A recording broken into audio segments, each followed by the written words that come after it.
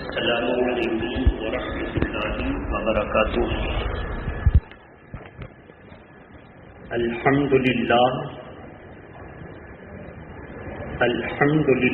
نحمده ونستعینه ونستغفره ونؤمن به ونتوکل علیہ ونعوذ باللہ من شرور انفسنا ومن سیئات اعمالنا من یهده اللہ فلا مضل له ومن يضلله فلا هادي له ونشهد ان لا اله الا الله وحده لا شريك له ونشهد ان سيدنا محمدا عبده ورسوله اما بعد فاعوذ بالله من الشيطان الرجيم بسم الله الرحمن الرحيم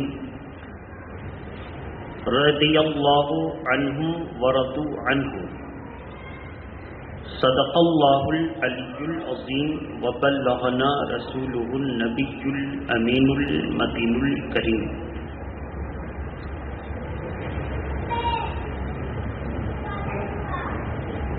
نہ طاعت پر نہ تقوی پر نہ زہد و اتقاء پر ہے، نہ طاعت پر نہ تقوی پر نہ زہد و اتقاء پر ہے، ہمارا ناز ہے تو فقط محمد مصطفیٰ پر ہے صلی اللہ علیہ وسلم۔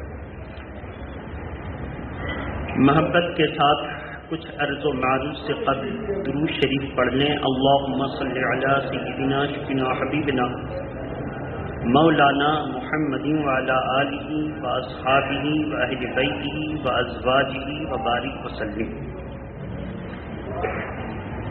معزز حضرات، ہم اور آپ اللہ کے پسندیدہ دین کو اپنایا ہے،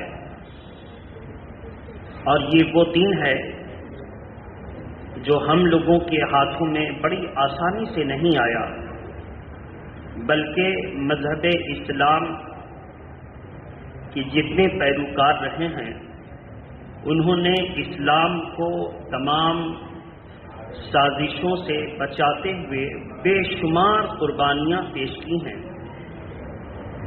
خود آپ مذہب اسلام کے بانی حضور صلی اللہ علیہ وسلم اور ہم سبوں کے پیارے نبی کی زندگی کا مطالعہ کریں تو اللہ کے پیارے نبی نے اسی دین کے لیے طائف کی وادی میں اتنے پتھروں کی بارش میں زد و کوب کیے گئے، ہراساں کیے گئے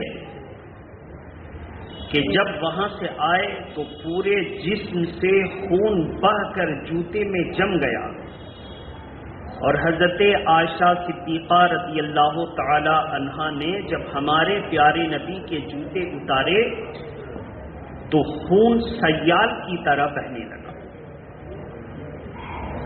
عائشہ صدیقہ نے جب اس منظر کو دیکھا تو عرض کرتی ہیں کہ یا رسول اللہ صلی اللہ علیہ وسلم، کیا آپ حضرت موسیٰ علیہ السلام کی طرح نبی نہیں ہیں؟ اللہ کے پیارے نبی نے ارشاد فرمایا، عائشہ، نبوت کے اعتبار سے میں اور سارے نبی ایک جیسے ہیں، مرتبے کے اعتبار سے درجہ اعلیٰ اور اعلیٰ ہے، ادنا کا لفظ استعمال نہیں کر سکتے، اعلیٰ اور اعلیٰ ہے۔ اے عائشہ، موسیٰ علیہ السلام کا واقعہ تو یہ ہے کہ اللہ تعالیٰ نے موسیٰ علیہ السلام سے فرمایا کہ اے موسیٰ، اگر اس آخری نبی کو پیدا کرنے کا ارادہ نہ ہوتا تو میں تجھے بھی پیدا نہ کرتا۔ اب اسی سے سمجھ لو کہ وجہ تخلیق کائنات میری ذات ہے۔ عائشہ صدیقہ فرماتی ہیں کہ پھر میں نے عرض کیا کہ یا رسول اللہ، پھر آپ موسیٰ علیہ السلام کی طرف بد دعائیں کیوں نہیں کر دیتے؟ باہر تشریف لائے، نماز کا وقت ہوا، پورا جسم لہو لہان ہے۔ اللہ کے پیارے نبی صلی اللہ علیہ وسلم نے بہت تکلیف کے ساتھ نماز میں حاضری دی، مصلی امامت پر کھڑے ہوئے انداز اور آواز بتا رہی تھی کہ حضور بہت شدید زخمی ہیں. صحابہ اکرام روتے جاتے اور نماز ادا کرتے جاتے. نماز جب ختم ہوئی تو صحابہ اکرام قدموں کے قریب آ گئے. کہا یا رسول اللہ اب تو حد ہو گئی، انہوں نے اتنی تکلیفیں آپ کو پہنچائیں، آج اگر موسیٰ علیہ السلام ہوتے تو ان کے لیے بد دعائیں کر دیتے. اللہ کے پیارے نبی صلی اللہ علیہ وسلم نے ارشاد فرمایا تم سب کیا چاہتے ہو؟ صحابہ نے عرض کیا کہ یا رسول اللہ آپ بھی بد دعائیں کر دیں کہ وہ سب ہلاک ہو جائیں. اللہ کے پیارے نبی نے ارشاد فرمایا پھر ہاتھ اٹھاؤ، میں جو کہتا ہوں تم اس پر آمین کہو. صحابہ اکرام نے ہاتھ اٹھایا، حضور نے ہاتھ اٹھائے. اللہ کے پیارے نبی صلی اللہ علیہ وسلم نے جو دعائیں کی تھی وہ تاریخی جملے تھے. دعا کرتے ہوئے ارشاد فرمایا اے اللہ ان سب کے اوپر موسیٰ علیہ السلام جیسا عذاب نازل نہ فرما. اے اللہ مجھے یقین ہے کہ انہی کی نسلوں میں سے کوئی ہوگا جو اسلام کو قبول کر کے اسلام کی خدمت سر انجام دے گا. صحابہ اکرام تعجب کے ساتھ آمین کا وعدہ کر چکے تھے. وہ کہتے ہیں کہ بے شک میرے آقا رحمت للعالمین ہیں. وہ فرمایا کہ میں ان پر عذاب نازل کرنے کے لیے نہیں آیا ہوں بلکہ میں ان کو نجات دلانے کے لیے آیا ہوں، نجات دلانے والا ہوں. فارسی میں اس کو نجات دہندہ کہتے ہیں. نجات دلانے کے لیے آیا ہوں. یہ دعا قبول ہوئی اور ابو جہل کے بیٹے اکرما اسلام قبول کرتے ہیں. ابو جہل اتنا بڑا شریر شیطان، لیکن بیٹے اسلام قبول کرتے ہیں. بڑے بڑے صحابہ اکرام جن کے باپ سخت کافر، جنہوں نے اذیتیں اور تکلیف پہنچانے میں کوئی کسر اور کمی نہ چھوڑی، ان کے بیٹوں نے قدموں میں تلوار رکھ دی اور کہا کہ آپ کو میں نے اپنا رسول مان لیا. ہم جیسے دشمن جس نے آپ کا خون بہایا، جاہلیت کے زمانے میں اگر کسی کی انگلی کٹ جاتی تھی تو وہ خاندانی جھگڑا کا سبب بن جاتا تھا، پشتینی لڑائی ہوتی تھی. آپ بے شک رحمت للعالمین ہیں، آپ نے معاف فرما دیا. بہرحال ابو جہل کا بیٹا اسلام قبول کرتا ہے. اس میں بھی بہت بڑی تاریخ ہے. اور 27ویں سال میں حضرت عمر فاروق اعظم اسلام کو قبول کرتے ہیں. فاروق اعظم ہی کی ذات پر آج ہم کو کہنا ہے، چونکہ فاروق اعظم اسی بقرعید کے آخری مہینوں کے 3 دن میں شدید زخم لگائے گئے اور 1 محرم شریف کو سرکار فاروق اعظم کی شہادت ہو گئی. فاروق اعظم کا ذرا تیور دیکھیں، محبت کے ساتھ درود شریف پڑھیں. اللہم صلی علی سیدنا جبنا حبیبنا مولانا محمد وآلہ واصحابہ وبارک وسلم صلاۃ و سلاما علیک یا رسول اللہ صلی اللہ تعالی علیہ وسلم. چند قریش مکہ نے، سرداران مکہ نے فاروق اعظم کی شجاعت و بہادری کو مد نظر رکھتے ہوئے کہا کہ عمر اگر تم نہ اٹھے تو تمہارا دین تباہ ہو جائے گا. محمد بڑی تیزی کے ساتھ اسلام کو گھر گھر تک پہنچا رہے ہیں. کہا اچھا. اتنا زیادہ بھڑکایا کہ وہ تلوار لے کر کھڑے ہوئے. وہ کہتے ہیں کہ میں تم سے وعدہ کرتا ہوں کہ آج وہ رہیں گے یا میں. نعوذ باللہ من ذالک. تلوار لے کر چل پڑے. کسی نے راستے میں ٹوکا، کہاں چل پڑے؟ کہا آج کام تمام کرنے کے لیے جا رہا ہوں. کہا اچھا کہاں؟ کہا وہیں. کہا پہلے اپنے بہن کے گھر کی خبر تو لو. تمہارے بہن اور بہنوئی اسلام کو قبول کر چکے ہیں، چلے پھر اپنے رخ موڑا اور بہن کے گھر. اس وقت ان کے بہن اور بہنوئی ایک صحابی رسول سے قرآن کی تعلیم حاصل کر رہے تھے. استاذ کو انہوں نے چھپا دیا ہے اور دروازے پر عمر کی دستک ہوئی تو زوردار آواز بڑھتی گئی. بہن آ کر دروازہ کھولتی، کہا اتنی دیر کیوں؟ چھپانے میں وقت لگا. بس یوں ہی، جھوٹ نہیں کہا، ہمارا مذہب جھوٹ بولنے کی اجازت نہیں دیتا. کہا یوں ہی.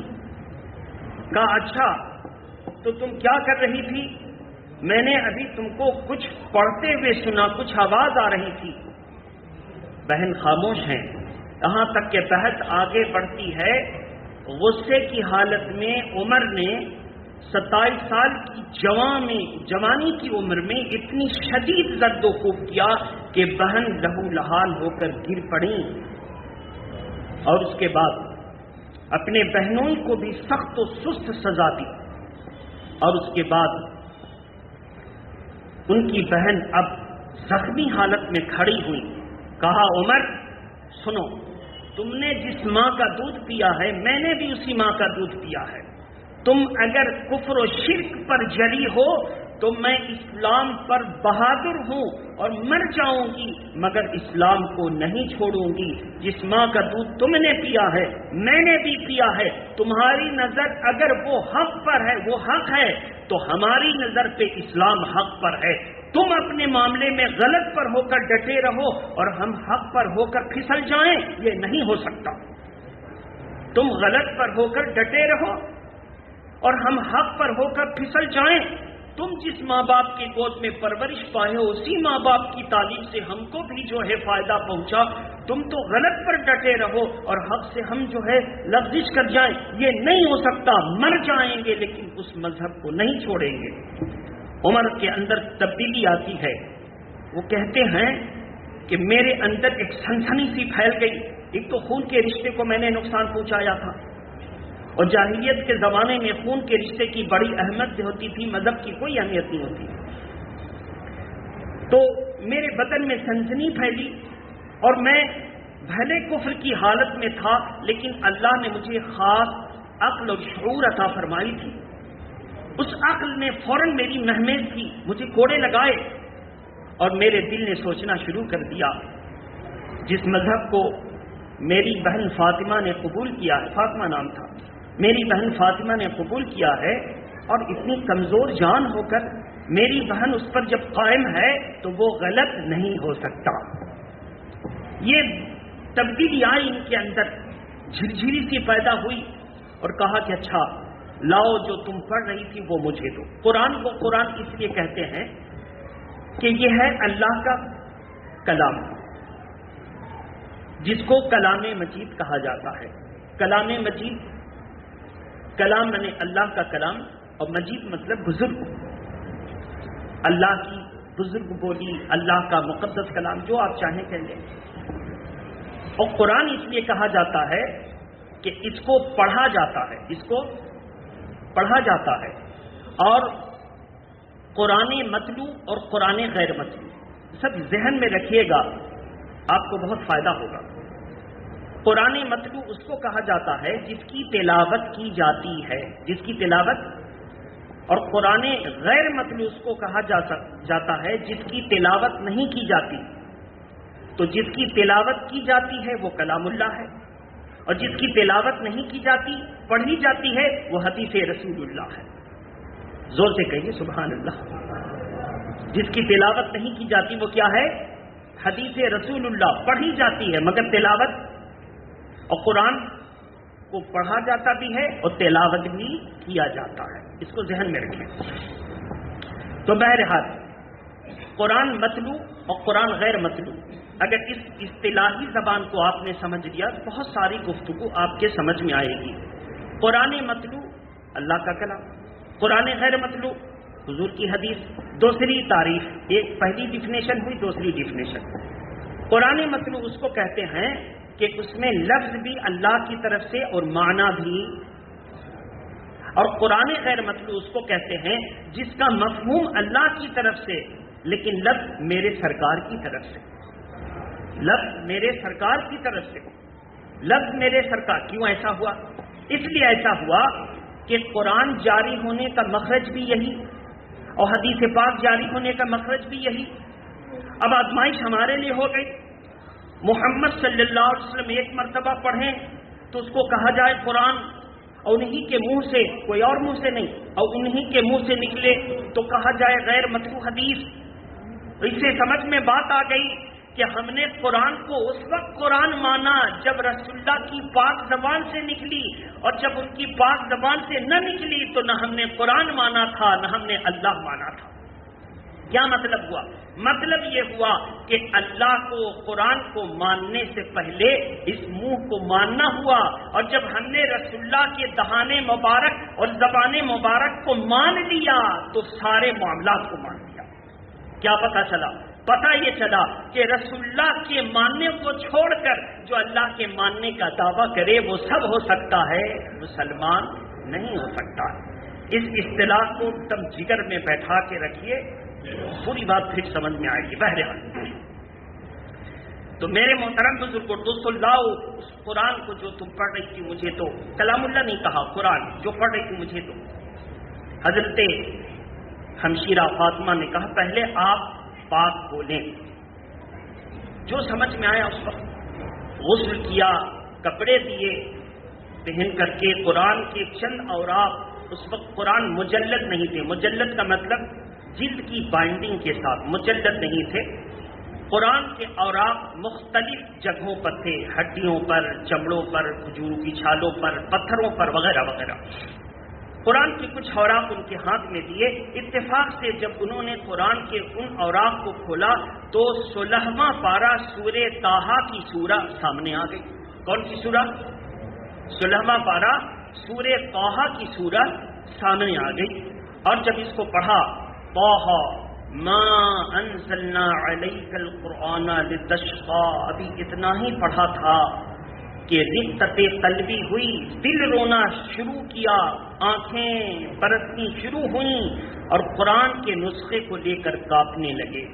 اللہ کے پیارے رسول صلی اللہ علیہ وسلم نے فرمایا کہ قرآن مجید جب کسی کے دل میں اترتا ہے تو اس کے بدن کانپنے لگتے ہیں، اور دل تمام برائیوں، قدورتوں کو دور کر دیتا ہے. اور قرآن کی حلاوت سے جب آشنا ہوتا ہے تو آنکھیں گیلی ہو جاتی ہیں، آنکھیں بھیگ جاتی ہیں. اور اس انداز میں جب قرآن کی کوئی تلاوت کرتا ہے، اللہ تعالی رحمت حق بہا نمی جوید، رحمت حق بہانہ می جوید. اللہ کی رحمت بخشنے کے لیے دولت نہیں تلاشتی، وہ بخشنے کا بہانہ تلاشتی ہے.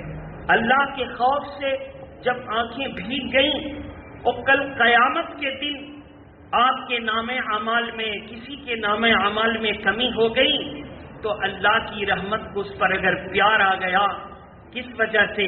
نبی کا غلام ہے، سزا نہ مل جائے، نبی کا غلام ہے، سزا نہ مل جائے.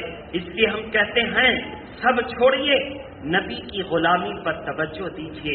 اگر نبی کی غلامی سلامت رہی تو بخشے جانے کے ہزاروں ذریعہ پیدا ہو جائیں گے، اور نبی کی غلامی اگر سلامت نہ رہی تو نہ نماز کام آئے گی نہ عبادت کام آئے گی. اس لیے بار بار ہم توجہ دیتے ہیں. اور شادی بیاہ کے معاملے میں ہم ابھی اسٹڈی کر رہے ہیں. بارات لگی تو جو رسم ہوتی ہے اس میں کتنے سارے خرافات ہندوانہ مذہب کے مطابق وہ دولہا کو اس کا استقبال کیا جاتا ہے اس انداز میں، اور بہت سارے معاملات. اس پر ہم اسٹڈی جاری رکھے ہیں. ہم آپ کے سامنے اس پر اسلام کا ایسا قانون پیش کریں گے کہ ہم خوشی اور غم کے موقع پر ساری خرافاتی باتیں ہٹا کر اگر ہم اس پر عمل کریں، اپنے علماء سے پوچھ کر کے، تو خوشی بھی ہوگی، مولا غم میں بھی تیری ہی شریعت پر عمل کیا اور خوشی میں بھی تیری شریعت پر عمل کیا. بہت جلد ہم اسٹڈی کر رہے ہیں، کچھ حالات کا مطالعہ بھی کر رہے ہیں، اور پھر ہم اس کو کتاب کی روشنی میں آپ کے سامنے پیش کریں گے. تو سرکار عمر فاروق اعظم کی آنکھیں بھیگ گئیں، آنکھوں بھیگنے کی فضیلت کیا؟ اب اللہ تعالیٰ کو اس پر پیار آئے گا. میرے محبوب کا دیوانہ ہے تو گناہ گار، لیکن اللہ بخشنا چاہے گا تو فرشتے کو حکم دے گا، جاؤ اس کی پلکوں کو چیک کرو. کیا کبھی اس کو میرے کلام کے پڑھنے کے وقت گریا آیا تھا، آنسو آیا تھا، رویا تھا؟ یہ چیک کیا جائے گا تو پتا چلے گا. موٹے موٹے قطرے نہیں گرے. موٹے موٹے قطرے، آدمی جب شدید درد و کرب میں روتا ہے تو موٹے موٹے قطرے گرتے ہیں، اور جو دل سے روتا ہے اس میں آواز، زور سے بولیے، آواز نہیں ہوتی. یہ جو کسی کی موت پر پچھاڑے مار مار کر کے یہ روتے ہیں نا، یہ دل سے نہیں روتے. دل سے جو روتا ہوا آواز، آپ کو صحیح دیکھنا ہے تو میں نے بڑا قریب سے دیکھا ہے. سفر میں تھا، ایک نوجوان میرے بغل میں بیٹھا تھا.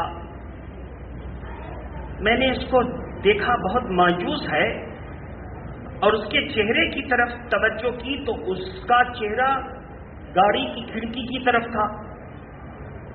کسی وجہ سے مجھ کو کھڑکی کے قریب جانا پڑا یا تھوکنے کے لیے، تو میں نے دیکھا اس کے آنسو کے قطروں کی لڑیاں لگی ہوئی ہیں.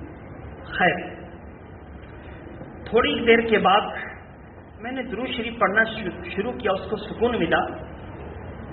اس سے میں نے پوچھا کیا نام ہے؟ اس نے بتایا. کہا کیوں رو رہے ہو؟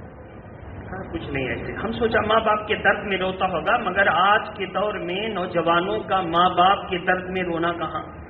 پتا چلا اس کو کسی لڑکی سے عشق ہو گیا تھا، وہ بے وفائی کر گئی.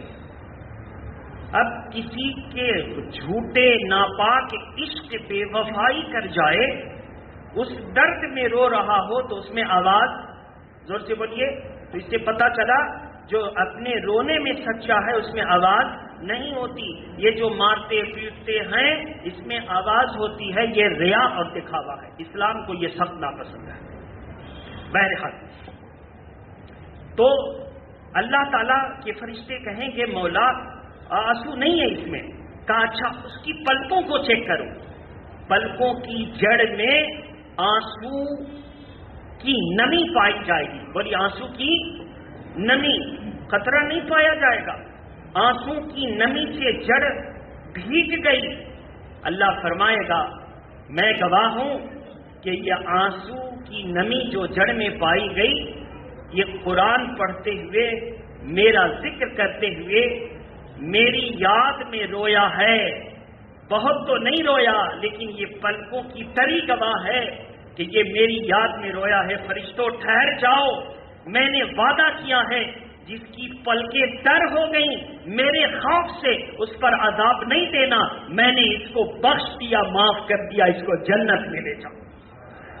تو اللہ کی رحمت تو ایسی ہے جس نے رسول اللہ صلی اللہ علیہ وسلم کی زبان سے حدیث قدسی فرما دیا، رحمتی وسعت کل شیء، میری رحمت ہر شے سے بڑھی ہوئی ہے. میری رحمت ہر شے سے. اور پھر فرمایا رحمتی سبقت علی غضبی، میری رحمت میرے غضب پر سبقت لے گئی. تو اللہ تو وہ کریم ہے جو اپنے بندے کو بخشنے کے ہزاروں دروازے کھول رکھا ہے. ہم لوگ کتنے شقی ہیں اور نالائق ہیں کہ ہم کسی دروازے پر نہیں جاتے. یہی وجہ ہے جب آدمی اپنے رب کے دروازے کو بھول جاتا ہے تو ہزاروں دروازے پر اس کو گھٹنے ٹیکنے پڑتے ہیں، اور جب رب کے دروازے کو پکڑ لیتا ہے تو پھر کسی دروازے پر جانے کی محتاجی نہیں ہوتی. یہ وہ دربار ہے کہ اس کو پکڑے رکھیے. میرے محترم بزرگوں دوستوں، عمر فاروق اعظم کے اندر تبدیلی پیدا ہوئی. عمر کہتے ہیں کہ بہن یہ کلام تم پڑھتی ہو اور اب ہمارے اندر بھی تبدیلی ہوئی، ہمیں بھی وہی کلمہ سکھاؤ جو تم نے سیکھا ہے. کہا بھیا چلیے اب حضور کی بارگاہ میں. اتنا کا کہنا تھا. استاد گرامی بھی باہر ظاہر ہو گئے اور ان کے بہنوں وغیرہ بھی خوشی میں نعرہ لگایا، خوشی میں نعرہ لگایا. اور صحابہ کا نعرہ کیسا تھا؟ نعرے تکبیر اللہ اکبر تک محدود نہیں تھا، نعرے رسالت یا رسول اللہ. بولیے نعرے رسالت یا رسول اللہ. آج یہی تو فرق ہے، نعرہ کی وجہ سے بھی فرق ہے. فرق تو بہت اس بات سے جو ہم اکثر و بیشتر بتاتے، نعرے کی وجہ سے فرق. ہم اہل سنت والے نعرے تکبیر لگا کر خاموش نہیں ہو جاتے. نعرے تکبیر، مدرسہ زندہ باد اور ہاسپٹل زندہ باد اور میدان زندہ باد نہیں، ہم لوگ نعرہ لگاتے ہیں تو یا رسول اللہ والا نعرہ لگاتے ہیں، نعرہ رسالت۔ کیوں نعرہ لگاتے ہیں؟ اس لیے کہ صحابہ کرام جب نعرہ لگاتے تھے تو صرف اللہ اکبر نہیں بلکہ یا رسول اللہ والا بھی نعرہ لگاتے تھے۔ آج آپ کو اگر فرق کرنا ہے کہ کانکی نعرہ میں بیٹھے ہیں کہ انگس میں، تو کانکی نعرہ کے کسی جلسے میں نعرہ لگا تو نعرے تکبیر تک اور مدرسہ زندہ باد اور ادارہ زندہ باد ہو کر رہ گیا، لیکن اہل سنت کا نعرہ لگتا ہے تو اور کوئی زندہ باد ہو نہ ہو لیکن نعرے رسالت یا رسول اللہ ضرور لگتا ہے۔ یہ سب سے بڑا عام لوگوں کے لیے فرق ہے۔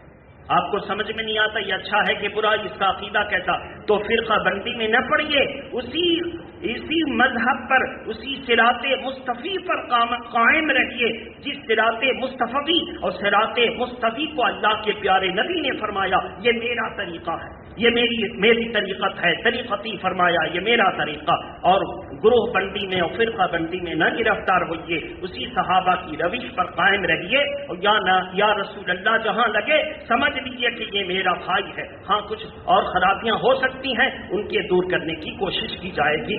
بہرحال اب چلے سرکار فاروق اعظم، سرکار کی بارگاہ میں فاروق اعظم چلے تو اس وقت 39 مسلمان ایک صحابی کے گھر میں بیٹھ کر، جس کو دار ارقم کہا گیا، اللہ کے پیارے نبی کی سنہری باتوں کو سماعت کر رہے تھے اور شریعت سیکھ رہے تھے۔ آہٹ جب ہوئی کہ کچھ آوازیں آ رہی ہیں اور کچھ چہل پہل کی آواز، پیروں کے چلنے کی آواز، تو ایک صحابی آگے بڑھے اور اس میں تھے حضور کے چچا حضرت سیدنا امیر حمزہ۔ انہوں نے دروازوں کے جو شگاف ہوتے نا، جھروکے، دروازے کے جھروکے سے دیکھا عمر آ رہے ہیں، ہاتھ میں ننگی تلوار ہے، ان کے بہنوئی بھی ہیں۔ ڈر گئے کہ لگتا ہے یہ لوگ تلاوت کرتے ہوئے پکڑے گئے اور عمر کی ننگی تلوار نہ جانے کیا کرے گی۔ اللہ کے پیارے نبی اب دروازہ کھولیں کہ نہ کھولیں، عمر آ رہے ہیں۔ عمر کی شجاعت و بہادری جاہلیت کے زمانے میں بھی جو ہے بہت لوگوں کے اندر ظاہر و باہر تھی۔ عمر آ رہے ہیں، اللہ کے پیارے نبی نے فرمایا چھوڑ دو، کوئی غم نہ کرو، دروازہ کھول دو۔ اگر عمر برے ارادے سے آ رہا ہے تو کامیاب نہیں ہوگا۔ صحابہ اکرام کو حضور کی بات پر بڑا یقین تھا۔ ایک مومن کو یقین ہونا ہی اس کے ایمان کی دلیل ہے، اس کے ایمان کی دلیل ہے۔ دروازہ کھول دیا، دروازہ کھولا، عمر آئے، مگر آئے تو سارا جاہو جلال، سارا غصہ ختم ہو گیا، تلوار کو قدموں میں ڈال دیا، کہا یا رسول اللہ ہمیں بھی دامن اسلام سے وابستہ کر لیں، ہمیں بھی کلمہ پڑھا کر مسلمان کر لیں، حلقے بگوش اسلام فرما لیں۔ اتنا کا کہنا تھا، پھر وہی نعرہ لگا، نعرے تکبیر، نعرے رسالت، پھر وہی نعرہ لگا، اور نعرہ لگا تو صحابہ اکرام کی اب تعداد کتنی تھی، مرد و عورت بچے لے کر 39۔ عمر فاروق اعظم جب آئے تو 40واں ہو گیا۔ زور سے بولیے، ہاں 40واں ہو گیا۔ 40 پر تکمیل ہوتی ہر چیز کی۔ 40واں ایک مرد بھی مرد کب بنتا ہے؟ جب 40 سال کا ہو جاتا ہے۔ زور سے بولیے، جب 40 سال کا ہو جاتا ہے تو اس کی عقل کامل ہو جاتی ہے۔ زور سے بولیے، اس کی عقل کامل ہو جاتی ہے۔ اور بولتے ہیں نا عقل چاہ نکل رہی ہے، عقل چاہ نکل رہی ہے، اور اس کی عقل کامل ہو جاتی ہے۔ بہرحال تو میرے محترم بزرگوں، دوستوں، اب اس کے بعد بتانا اصل مسئلہ یہاں ہے۔ عمر فاروق اعظم پہلے کیا تھے؟ عمر، اب کیا بن گئے؟ فاروق اعظم۔ اب کیا بن گئے؟ پہلے تھے عمر ابن خطاب، اب کیا بن گئے؟ فاروق اعظم۔ وجہ کیا ہے اس خطاب کی؟ انہوں نے کہا یا رسول اللہ کیا ہم حق پر نہیں ہیں؟ کہا حق پر ہیں۔ کہا یا رسول اللہ باطل عقیدے والے تو کھل کر کعبہ کی دیوار کے سائے میں عبادت کریں اور ہم حق پر ہو کر کمرے میں چھپ کر عبادت کریں۔ یا رسول اللہ میری گزارش ہے کہ میں تلوار لے کر آگے آگے چلتا ہوں، سب کو آپ اجازت دیں کہ میرے ساتھ چلیں اور ہم کھلا کعبے کے دیوار کے سامنے نماز پڑھ کر اللہ کی عبادت بجا لائیں گے۔ اجازت مل گئی، اب سب لوگ چلے۔ 40 آدمی جب ہوں گے تو اگر عورتوں اور بچوں کو چھوڑ دیجیے تو ایک قافلہ نظر آئے گا نا۔ ارے 10 آدمی ذرا سا یہاں سے دوڑ جائیں تو ایک عجیب ماحول ہو جاتا۔ بہرحال عجیب منظر، اس وقت تو بہت عجیب منظر رہا ہوگا۔ تو اس کے بعد گئے اور نماز ادا کی، اور نماز ادا کرنے کے بعد اس دن سے اسلام طاقتور ہوا اور پھیلتا چلا گیا۔ ایک صحابی حاضر ہوتے ہیں، عمر فاروق اعظم کی پیشانی کو بوسہ دیا، کہا اللہ مبارک کرے، میں نے کل حضور کو تمہارے بارے میں دعا کرتے سنا ہے، حضور کو تمہارے بارے میں دعا کرتے سنا، یا اللہ ابن خطاب عمر کو اپنے کرم سے ہدایت نصیب فرما کیونکہ وہ بہت پیارا ہے، یا ابو جہل کو نصیب فرما، ان دونوں میں سے جو تجھے پیارا ہے اسے نصیب فرما۔ دونوں کو کہہ دیتے تو دونوں ہو جاتا، دونوں میں سے جو تیرے نزدیک، اللہ نے تمہیں قبول کر دیا، اس کا مطلب یہ ہوا کہ تم اللہ کے بھی پیارے ہو، رسول اللہ کے بھی پیارے ہو۔ تو اس لیے توجہ سے سنیے گا، جو رسول اللہ کا پیارا کفر کی حالت میں تھا اس کو اللہ نے توفیق اسلام دے دی، اور جو رسول اللہ کا غدار تھا اس کو ہدایت کبھی ملی؟ زور سے ملی؟ کبھی نہیں ملی۔ اس سے پتہ چلا کہ اللہ کا نافرمان قابل معافی ہے، لیکن رسول اللہ کا گستاخ قابل معافی نہیں ہو سکتا۔ اللہ نے بھی معاف نہیں کیا، قابل معافی نہیں ہو سکتا۔ انشاءاللہ پھر ہم اگلے جمعہ سرکار کی بارگاہ میں نذران محبت پیش کریں گے۔ محبت کے ساتھ آپ نے سنا، ہماری اور آپ کی حاضری کو قبول فرما دے مولا، اور ہم لوگ کھڑے ہو جائیں، صفوں کو درست کر لیں، پھر اطمینان سے بیٹھیں اور نماز ادا کریں۔ السلام علیکم۔